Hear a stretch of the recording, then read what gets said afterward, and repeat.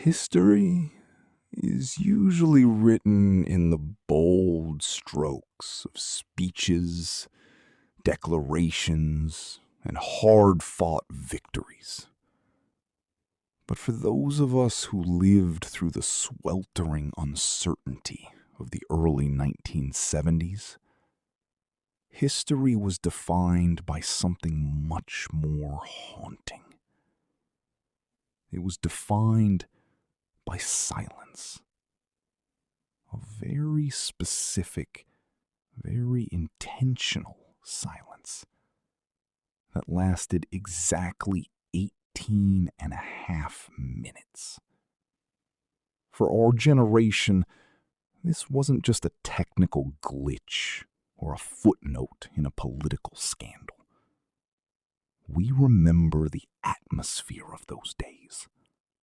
The long shadow cast by the Vietnam War, the social upheaval on our streets, and a growing, gnawing suspicion that the institutions we were taught to respect were beginning to crumble.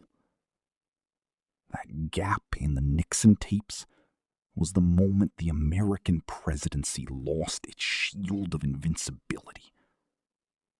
It was the sound of the truth being systematically erased in the dark. The date was June 20th, 1972. It was only 3 days after the bungled burglary at the Watergate complex. Inside the Oval Office, President Richard Nixon sat down for a private meeting with his chief of staff, H.R. Haldeman. They spoke for nearly 80 minutes, a conversation captured by the president's secret, voice-activated taping system.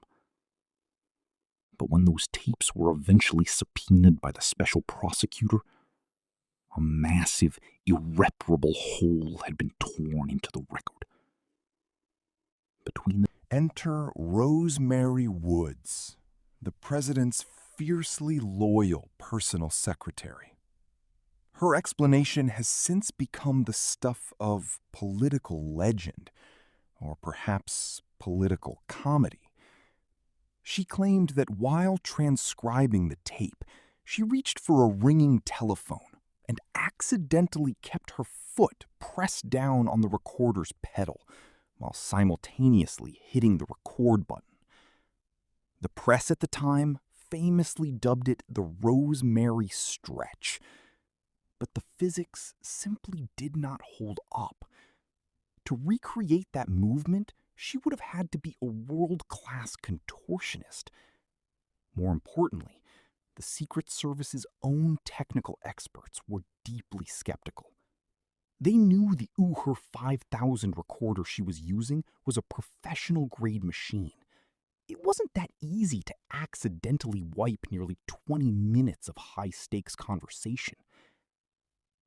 Decades later, long after the dust of the resignation had settled, forensic audio specialists examined the tape with digital technology that Nixon's team could never have imagined. They found something chilling. The erasure was not one long, continuous accident. The magnetic signature on the tape showed evidence of 5 to 9 separate starts and stops. This was a manual, deliberate, and professional deletion. Someone sat in that office, rewound the tape, and recorded over the president's words, over and over again, until the secret was buried deep within the magnetic particles.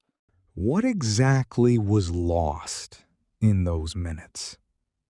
We will never know for certain, but H.R. Haldeman's own handwritten notes from that day give us a terrifying clue. They contained redacted references to a plan to use the CIA to pressure the FBI into dropping the Watergate investigation entirely. This was the conspiracy in its purest form, a direct abuse of the highest power in the land. If that tape had remained intact, the smoking gun wouldn't have been a discovery made months later. It would have been an immediate explosion that would have ended the presidency that very afternoon. In 2003, the National Archives made one final heroic attempt to recover the audio using the most advanced digital restoration tools in existence. They failed. The destruction was too perfect. The silence was too clean. It seems the secret died with Nixon, Haldeman, and Woods. For those of us who remember where we were when the news broke, the 18-minute gap remains the ultimate symbol of what we now call the imperial presidency.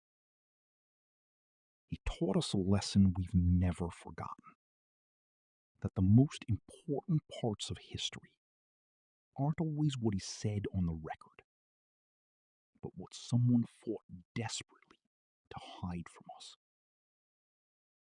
The question isn't just what Richard Nixon said in that room. The question is why